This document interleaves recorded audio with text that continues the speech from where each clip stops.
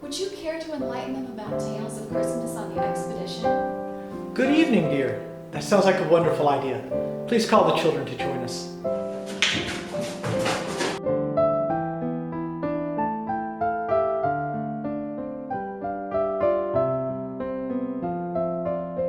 Good evening, Uncle. Good evening, Father. Happy Christmas. Happy Christmas.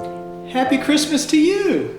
I'm to the understanding that you wish to hear stories of how we celebrated Christmas on the expedition. Indeed, Uncle. Indeed, Father. Please tell us.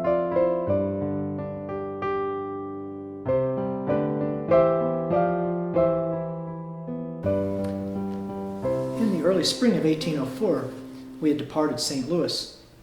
Through the early summer and late spring and into the fall, we traveled up the Missouri River, some 2,000 miles. In that span, we saw natives such as the Sioux, the Osage, the Iowan.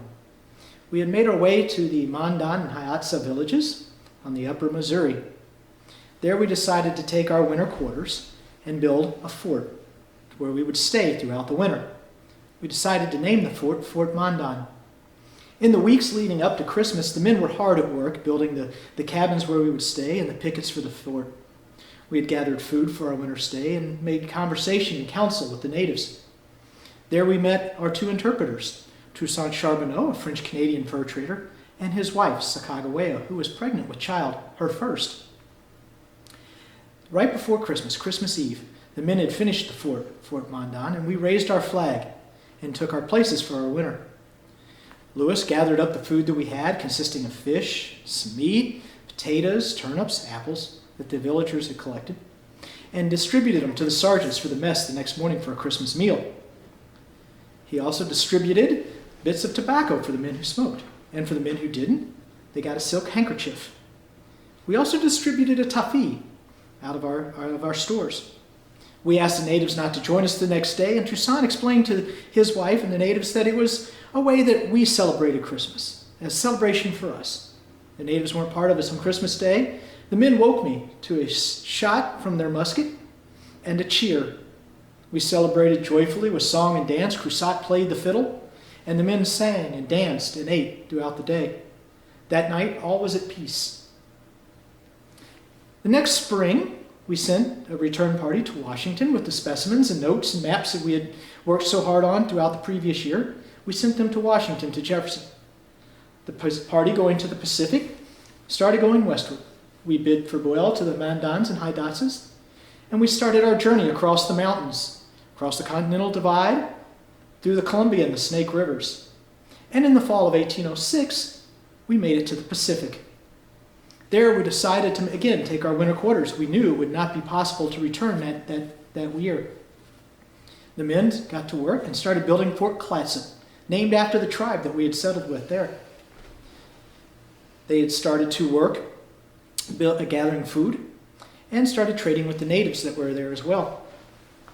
The men had again just finished Fort Clatsop that Christmas Eve night with the final palisade going up, and they would take their quarters inside the cabins. There was even a cabin specifically for Toussaint Charbonneau and his wife and their child, Little Pomp, or Jean-Baptiste. It was his official name. We didn't have much to eat on that Christmas. Our clothes were tattered. We'd come a long way. Our Christmas meal consisted of dried fish, spoiled elk, maybe some camas root and root that we had left over, or whatever else we could barter from the Indians. It wasn't much of a meal that we had in 1804 with the Mandans.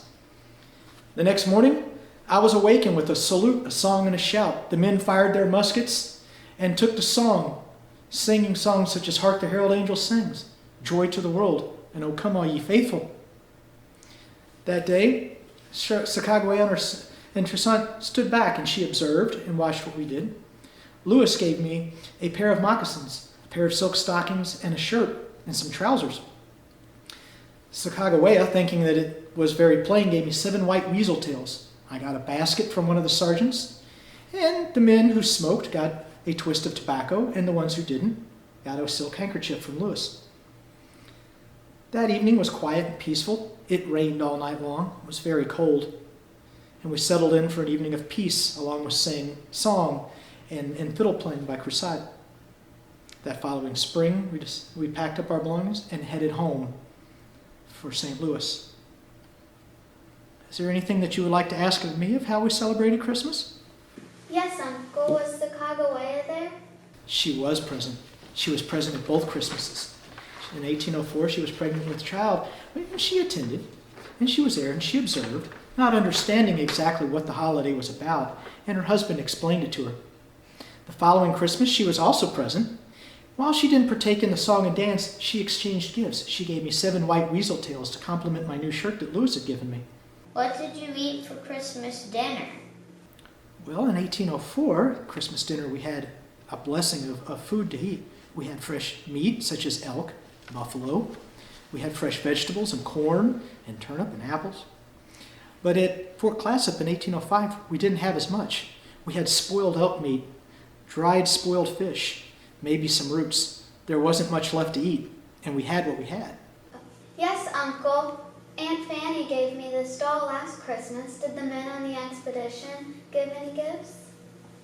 We did exchange presents. For the men who smoked tobacco, Louis handed out twists of tobacco. We celebrated with a taffy, which is a drink that we drank along the expedition.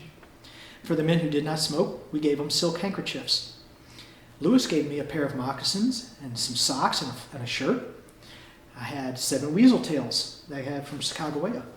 I got a basket from one of the sergeants. So yes, we did exchange gifts. Did the natives bring gifts? The natives were asked not to attend at Christmas. We were asked to be left alone and to celebrate in peace in our own way. The only native that was present would have been Sacagawea. But the natives who we stayed with, such as the Clatsops and the Mandans and Hidatsons, were not present at the fort when we celebrated Christmas. Children, it is getting late. Shall we wish our guests a happy Christmas? From our family to yours, Happy Christmas.